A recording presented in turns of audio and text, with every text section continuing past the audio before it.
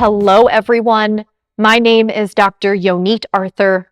I'm an audiologist and coach. You're on the Steady Coach. And today we are going to be talking about how to help your friend or family member or another loved one who's dealing with chronic dizziness, tinnitus, or hyperacusis, or any of the other symptoms that fall into the neural circuit symptom umbrella. Neural circuit symptoms meaning symptoms that just can't be medically explained. And we're going to get into a little bit more about what that means shortly. First and foremost, if you're new to my channel, whether you're dealing with one of these symptoms or more than one of these symptoms, or you're someone who's trying to support someone who's dealing with these symptoms, please subscribe to my channel and hit the little bell button so that I can notify you when I put out new videos. Now, speaking to those of you who are trying to support someone who's dealing with neural circuit symptoms, I am so glad that you're here. All of these other videos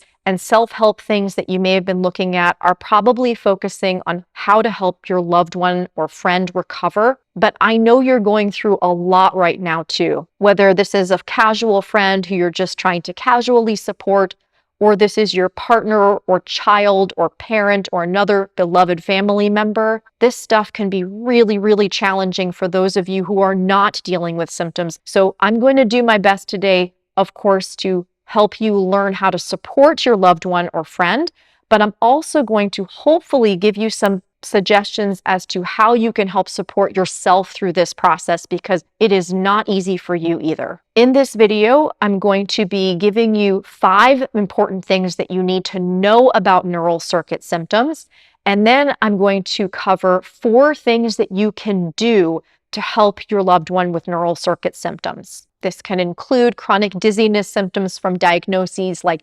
PPPD, 3PD, or MdDS, Malte-de-Barkmann syndrome, vestibular migraine. Maybe your friend or loved one had an ear injury like unilateral loss or vestibular neuritis that's led to chronic symptoms even though the brain should have compensated by now. Your friend or loved one may be dealing with post-concussion syndrome. And often people who have tinnitus, hyperacusis, and some of these other symptoms will just get that as their diagnosis. You have tinnitus, you have hyperacusis, and there's no other medical diagnosis being made. This is by no means an exhaustive list, so be sure to watch some of the other videos on my channel for more specifics on which syndromes may show up and which diagnoses your loved one may get if he or she is dealing with chronic symptoms. Let's get started. The number one most important thing for you to know about neural circuit symptoms is that they are in the brain, not the mind. So you may have heard your friend or loved one dismissed as just having anxiety, or you may have already educated yourself a little bit on neural circuit symptoms and said, wait, she's talking about anxiety, fear, and emotions a lot. Does that mean my loved one has a mental health issue? That's not ultimately what neural circuit symptoms are. Neural circuit symptoms happen when the brain is misinterpreting information from the senses. So with dizziness, that's information from the eyes, ears, and sense of touch. With tinnitus and hyperacusis, it's information from the ears. And then for things like chronic fatigue and chronic pain, there are various other systems in the body that the brain is just not interpreting data from the way that it should. This means that your loved one or friend is suffering from real symptoms, brain-based symptoms. That being said, number 2, very important for you to know, these symptoms are reversible because what's ultimately happening in the brain is a prediction error. Our brain doesn't just respond to things that we encounter in our environments. That would be a very slow and very inefficient process. Our brain actively predicts what's going to happen, and then it does a quick comparison of the information it's actually getting to determine whether its predictions were correct. Ultimately, when someone has neural circuit symptoms, this system has broken down. The brain is making incorrect predictions that don't match the data people are getting from the outside or the inside in the case of certain symptoms, and that leads to distressing symptoms. However, this software issue, again, is reversible through a process called neuroplasticity, which I'm sure all of you are familiar with because it's such a marketing buzzword right now, but neuroplasticity simply means that the brain is constantly changing in response to our environments, and it can respond more appropriately to the data that it's currently misinterpreting and get rid of symptoms. Number 3, the actual problem with neural circuit symptoms is that the brain is predicting danger more than it should. It's predicting danger about certain triggers, and it's predicting danger about certain body sensations or sense information. When the brain is predicting danger, it will respond overly aggressively to these triggers or sensations, which leads to the symptoms that your loved one or friend is having. A good thing to keep in mind here is that some of these danger prediction responses are voluntary. For example, someone who has dizziness may avoid going to crowded grocery stores because he or she has lived experience in many cases of grocery stores making symptoms worse. However, that avoidance feeds into this perception of danger. It's kind of giving the brain confirmation, indeed, that is a dangerous thing. But some of these responses are totally involuntary. When someone has vertigo, for example, it is completely normal for that person to go directly into a very strong fear response. And your loved one or friend is not choosing to do that. The fourth thing to know is that we can change the brain using the mind and body. And that's why in many circles, you'll hear these kinds of neural circuit symptom disorders called mind-body symptoms. It's not because the mind's making them up. It's because we're using the mind and body to change the brain. Even with those involuntary reactions I just talked about, we can change how the brain automatically responds to triggers by changing what happens next, using techniques via the mind and body. And number 5 thing to know, you can play a pivotal role in your loved one's recovery from symptoms. The whole problem here is danger perception. And by being connected to someone who is loving and supportive, you can greatly decrease your loved one or your friend's perception of danger automatically, even without doing any specific technique. Your loving and patient presence can make a huge difference in someone's ability to recover. And that leads me to, well, how do I do that? Because what I just said is very nice, but how are you supposed to support someone who's going through the terrible time that your loved one or friend is having? The first suggestion I have for you is learn, learn, learn. Take my free course, linked in the video description and comment section. One of the reasons it's free is because I want everyone to have the freedom to take it. It is totally appropriate for loved ones to skim through that to understand what your loved one needs to work on. You can also read books. I will link to some of those in the video description. There are some specific videos I will link to for your learning. You can view any of the videos on my channel to learn more. You may also consider, in some cases, stopping Googling the symptoms.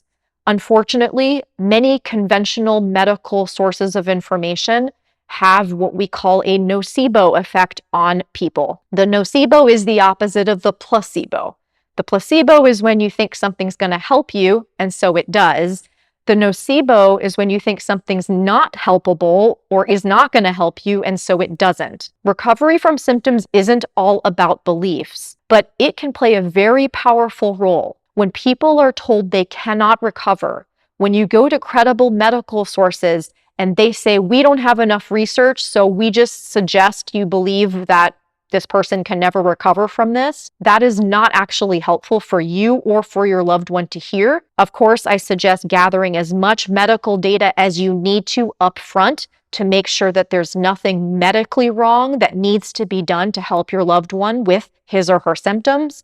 But once that's done, put down the Google. You may also consider leaving some of the support groups on social media, reminding you that there's a major bias in some of those groups toward people who do not recover. People who recover leave those groups and go live normal lives. The only people you're hearing from in those groups are the people who have not recovered, and they may not reflect the majority. If you find you're being affected and your ability to believe in your friend or loved one is being affected by gathering this information, then it's worth considering stopping again once you know there's nothing medically wrong with your loved one or friend. Number 2, you need to understand the role of the person who's recovering. It is not their fault that they have symptoms. However, it is their responsibility ultimately to recover. There is zero shame. There is zero choice in having these symptoms. Your loved one or friend did not choose to have these symptoms. However, the only way your friend or loved one is going to get out of this is by doing the work him or herself. You cannot do the work for your loved one or friend. You can be supportive, and we'll talk a little bit more about how in just a moment, but only your person can do the work. With your help and support, though, you're going to dramatically increase their ability to succeed. And number 3 gets into a little bit more of how you do that. Number 3, understand your role in recovery. The whole problem here is danger perception. So ultimately, your job is to counter that danger perception, to be there as a source of ultimately safety for your loved one or friend. These folks are exquisitely sensitive to danger signals right now. That is ultimately the source of this entire set of symptoms that your friend or loved one is having. They can tell when you are responding with stress and anxiety. Now, of course, it is entirely normal and expected for you to be having a very strong reaction to seeing your friend or loved one suffering like this. Totally normal and not something you need to shame yourself for. But you need to recognize that in those moments when you're trying to support your friend or family member or loved one, if you are stuck in a cycle of anxiety and stress yourself, you are not going to be able to help that person effectively. So, where I'm going with this is the very same techniques that I talk about on my channel for dealing with fear, anxiety, worries, stress, emotions that I'm trying to teach your friend or family member to do. You may want to take a look at those things too, because your ability to spend time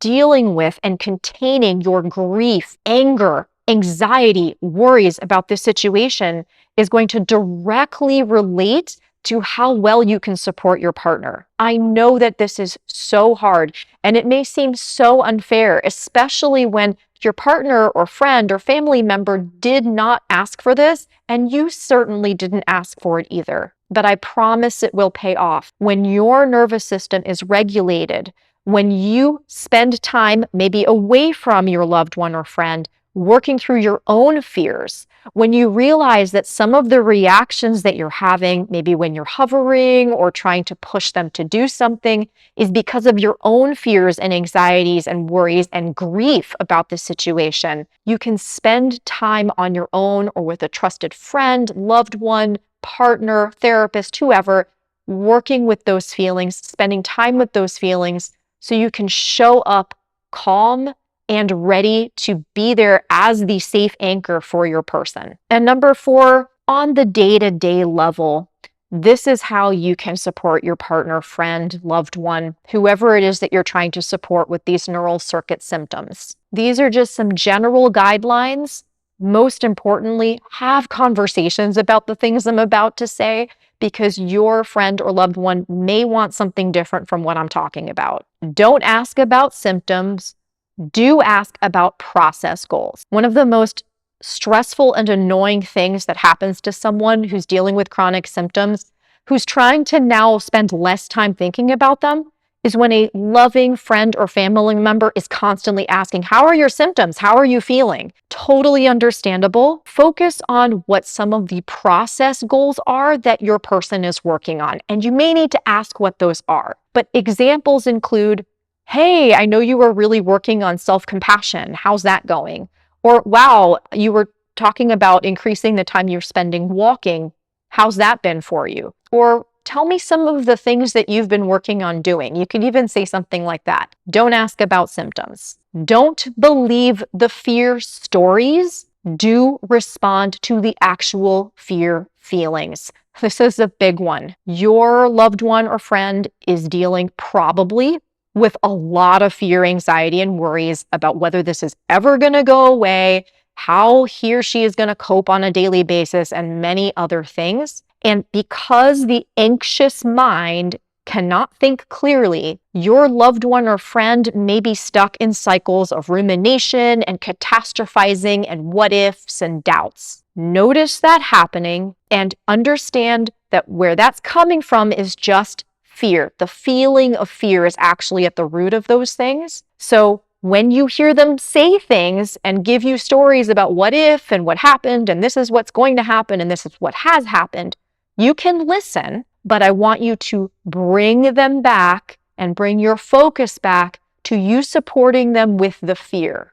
So rather than believing everything they're telling you, you acknowledge and validate the actual feeling. Small example, I have 2 daughters, and my younger daughter, she has been afraid of the dark at times. She's been worried that there's something in her closet. I don't respond to her by saying, "Oh, there's no monster in your closet. Stop feeling scared." That's not going to be effective. But I also don't respond by saying, "Oh my gosh, there is a monster in your closet. Ah!" I know that's just something that her brain is coming up with because she's scared. I will say, "Wow, that sounds like it's making you feel really scared.